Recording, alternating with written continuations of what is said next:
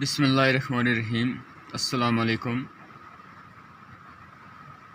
I, Nisar Ahmad, teacher BHS Konagabra.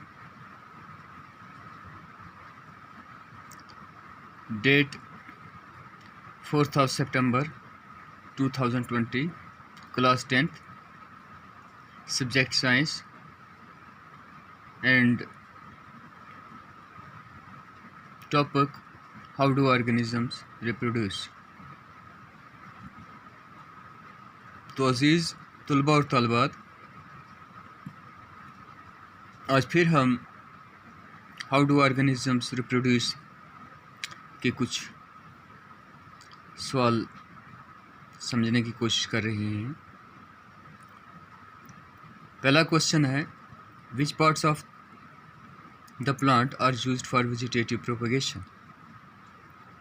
यानी सवाल हमसे पूछा है इसने, वेजिटेटिव प्रोपगेशंस के लिए पौधे के कौन सा हिस्सा इस्तेमाल किया जाता है। यानी वेजिटेटिव प्रोपगेशंस के लिए हमने पहले इसके नोट में पढ़ा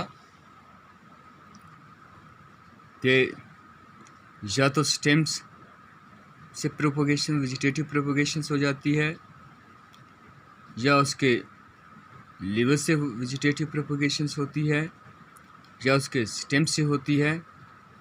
यानी ये तीन जो मेन पार्ट हैं, किसी भी हिस्से से वेजिटेटिव प्रोपगेशंस की जाती है। यानी vegetative propagation is done with the help of vegetative part such as root, stem or levers.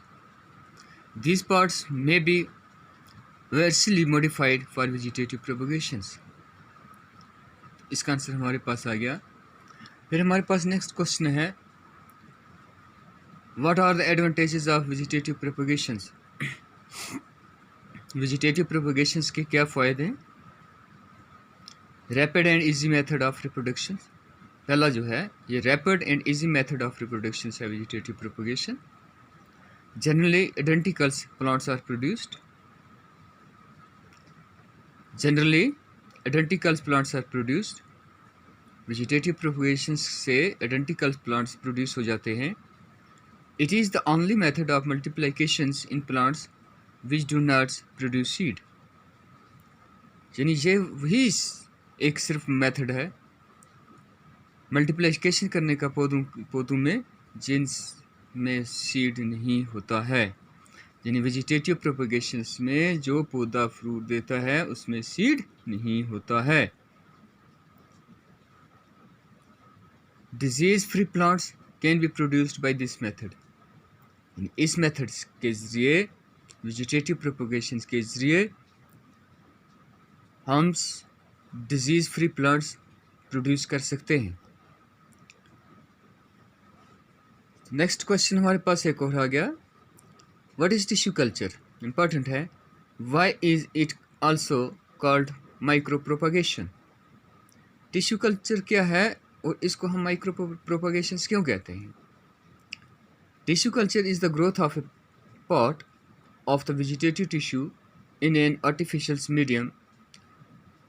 This tissue is induced to differentiate and forms into a whole new plant. Thus, a small piece of tissue is cultured to produce a new plant. This is also called micropropagations, as only a small tissue is needed for the culture. तो अजीज़ बच्चों, tissue culture क्या है। यानी growth किया जाता है किसको, tissue को, आर्टिफिशियल मेथड के ज़रिए और ऐसी इन्वायरमेंट में, ऐसी कंडीशन में जो सुटेबल हों किसके लिए, रिप्रोडक्शंस के लिए, जो जैसी कंडीशन सुटेबल होती हैं। यानी ये टिश्यू कल्चर जो है इन द लैब किया जाता है, not in the village of A females body. तो इसी टेक्निक को टिश्यू कल्चर कहा जाता है। टिश्यू कल्चर जो है, tissue culture is the growth of A part of A vegetative tissue in an artificial medium. This tissue is induced to differentiate and form into a whole new plant. Thus, a small piece of tissue is cultured to produce a new plant. This is also called micropropagation as only a small tissue is needed for the culture. Next question हमारे पास, explain budding with an example. Budding जो है, budding is a type of sexual reproductions. आज हमने इसको explain करना है और इसके एक एग्जाम्पल भी देनी है। तो बडिंग क्या है? In budding the parent cell और body give out a lateral outgrowth called the bud. यानी बडिंग में जो पेरेंट बॉडी होती है उससे ए लेटरल आउटग्रोथ निकलता है जिसको हम बड कहते हैं। For example, in yeast the nucleus divide and one of the daughters nuclei passes into the daughter cell.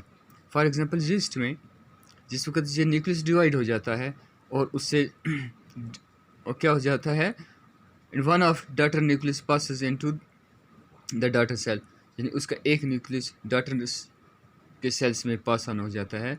The bud grow in size, और ये बर्ड जो है ये साइज में ग्रो करती है while beings attach to the parent body.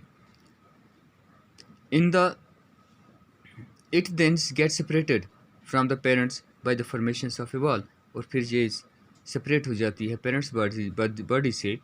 It may then falls off and germinate into a new individuals on getting favourable condition, और फिर जिस वक्त ये मैच्योर होके अपनी पेरेंट्स बॉडी से ये फॉल हो जाती है, फॉल होने के बाद से फेवरेबल कंडीशन में अगेंस्ट इसके अंदर ग्रोथ हो जाती है, डेवलपमेंट्स हो जाती है, और इसमें क्या हो जाए, एक नया जीस्ट क्या हो जाता है, नमूदार हो जाता है, बन जाता है।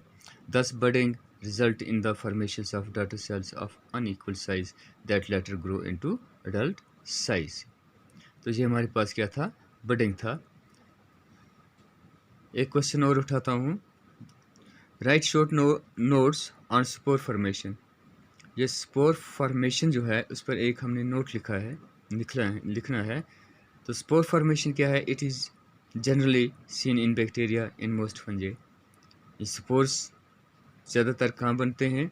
ये बैक्टीरिया में और फंजे में बनते हैं। One of the cells enlarges and forms the sporangiums, literally meaning spore sacs, और उसमें से एक सेल क्या होता है, इनलार्जेस हो जाता है, यानी बढ़ जाता है, और उसमें क्या स्पोरेंजियम हो जाता है जिसको हम स्पोर सेक्स कहते हैं। The nucleus divide many times and then the daughters nuclear are surrounded with protoplasms bit to forms daughter cells called spores, और उसका न्यूक्लियस जो होता है वो डिवाइड हो जाता है कई डॉटर सेल्स में, और उसका प्रोटोप्लाज्म में उसमें डिवाइड हो जाता है, जिसको हम क्या कहते हैं, जिसको हम स्पोर्स कहते हैं। The spores are covered with a thick wall, the spores are covered with a thick wall called cyst, और स्पोर्स के ऊपर एक मोटी वॉल होती है जिसको सिस्ट के नाम से पुकारा जाता है, जिसको सिस्ट कहते हैं। On maturation the sporangium burst and releases the spores, और जिस वक्त ये मैचुरेशन में हो जाता है, मैचर हो जाता है, और स्पोरेंजियम ब्रस्ट हो जाता है, और इससे क्या निकलते हैं, स्पोर्स निकलते हैं। The spores germinate on getting favourable conditions, और यही स्पोर्स जर्मिनेट हो जाते हैं, यानी दोबारा उग जाते हैं, दोबारा इनमें ग्रोथ हो जाती है, इनमें डेवलपमेंट हो जाती है। कब? जब कंडीशन फेवरेबल हों। For example, fungi such as mucor and rhizopus, ये किस में, फंजे में, जैसा कि मोकोर और राइजोपस में है। इसमें क्या है, इस क्या बनते हैं, स्पोर बनते हैं, और इसी को स्पोर फॉर्मेशन कहते हैं। और जिस जगह पर ये स्पोर बनते हैं उनको स्पोरेंजियम कहते हैं, या उसको स्पोर सेक्स कहते हैं। और स्पोर्स की वॉल को, जो स्पोर्स के ऊपर जो वॉल होती है उसको सिस्ट कहते हैं। तो डियर स्टूडेंट्स, इंशाल्लाह होप कि आपको ये समझ आया होगा। कल इंशाल्लाह नए टॉपिक के साथ फिर आपकी खिदमत में हाज़िर होऊंगा। तब तक इजाज़त, अल्लाह हाफ़िज़, बाकी वस्सलाम।